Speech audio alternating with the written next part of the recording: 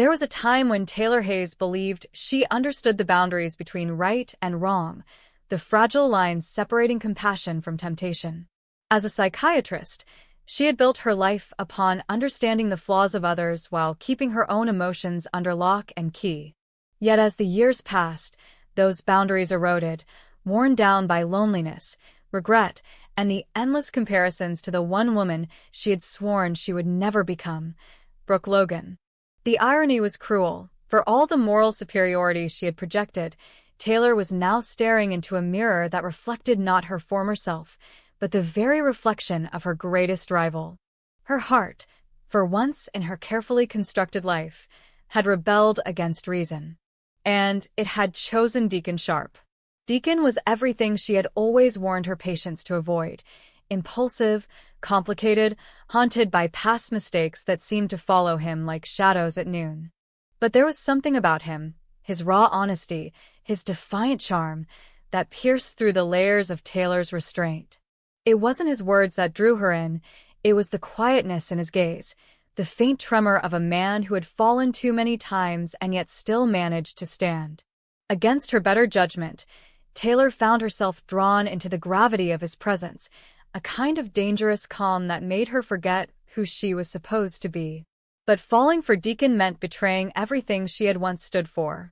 It was a silent confession of hypocrisy, and the realization hit her harder than she wanted to admit. Every time she looked at him, she saw the reflection of the choices she had condemned in others. She had spent years criticizing Brooke for chasing men who were already spoken for confusing passion with love, for ignoring the wreckage left behind.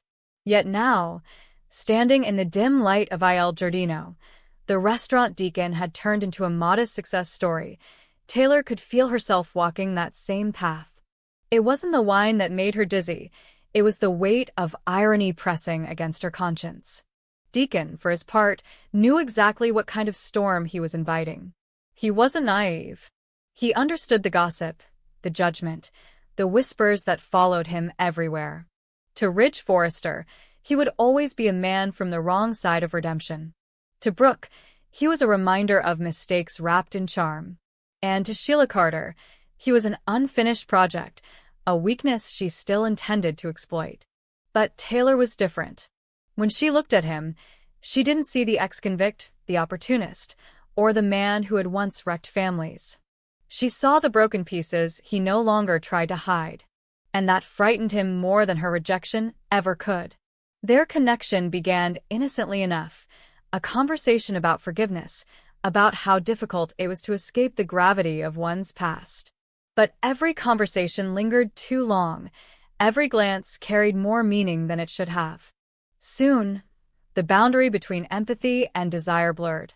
One night, after a charity event where Deacon had been invited as a donor, Taylor found herself walking him to his car. The air was thick with the scent of champagne and regret. Words became unnecessary. When his hand brushed against hers, she didn't pull away. For a brief, reckless moment, she allowed herself to feel something real, something forbidden, and that single moment was enough to change everything. By morning, the world had already shifted. Taylor woke to the cold truth that her choices were no longer hers alone. The whispers had begun. Brooke had heard. Ridge had heard. And somewhere, in the darkness beyond the glamour of Los Angeles, Sheila Carter was smiling. For Sheila, this was not merely scandal, it was opportunity. Taylor had been her moral compass once, the voice of reason that dared to judge her. Now she was no different. And Sheila never wasted the chance to exploit hypocrisy. As the news of Taylor and Deacon's growing closeness spread, the reactions were immediate and unforgiving. Brooke felt a surge of bitter satisfaction disguised as concern. Ridge was torn between disbelief and disappointment, unable to reconcile the woman who had once claimed moral high ground with the one now entangled with his old rival. Even Steffi and Thomas found themselves whispering questions they didn't want answered.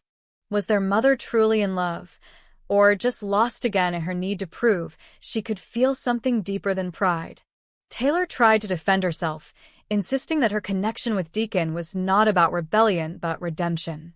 Yet even she could feel the cracks forming in her logic. She had always seen love as a force for healing, but this love, if that was what it could be called, was a form of surrender. Deacon represented everything she had spent her career warning others against, attraction built on shared brokenness. And yet, she couldn't let go. The irony was unbearable.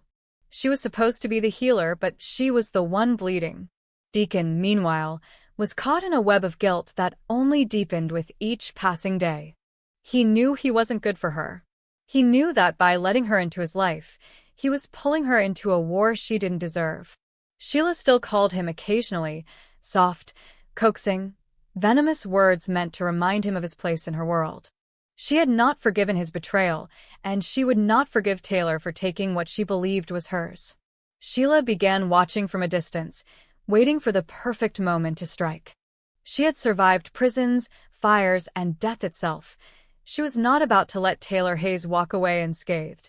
As Deacon and Taylor's bond deepened, so too did their isolation. The more the world condemned them, the more they clung to each other, confusing desperation for devotion. There were moments of tenderness, moments when Taylor truly believed she had found peace in his arms. But those moments were fragile, fleeting things, like sunlight flickering through broken glass. Each time she thought she could exhale, something happened to remind her of how precarious their world really was. A headline, a rumor, a look from Brooke that said everything words could not. Brooke, for her part, couldn't resist the vindication. She had been called every name under the sun, homewrecker, temptress, manipulator, but now the same woman who had judged her so harshly was standing in the same storm. Hypocrite was the word that echoed through the corridors of Forrester Creations. Taylor heard it in whispers, saw it in glances, felt it in the way people stopped talking when she entered a room. Her pride, once her armor, now felt like a burden she could no longer carry. Deacon tried to protect her from the backlash, but he was powerless against the tide of public opinion. His love, however sincere, was not enough to wash away the stains of his past, or hers. Ridge's silence was perhaps the cruelest punishment of all. Taylor had expected anger, confrontation, even hatred, but instead she received indifference. That hurt more than words, because indifference meant she no longer mattered. Sheila chose that moment to make her move. She began frequenting Il Giardino again, pretending to be just another customer. Her tone was polite, her smile deceptively warm, but every word was laced with poison. She congratulated Deacon on winning, a woman like Taylor, all while reminding him that some debts can never be fully repaid. Deacon tried to dismiss her, to push her away, but Sheila was not a woman who accepted rejection. When she realized that emotional manipulation would no longer work, she shifted her strategy. Her new goal was simple. If she couldn't have Deacon, she would destroy Taylor. Taylor, sensing the growing darkness around them, tried to step back, but by then it was too late. She was already emotionally entangled, too invested to walk away cleanly. She began to see Deacon's flaws more clearly, the impulsive decisions, the half-truths, the old habits that crept back under pressure.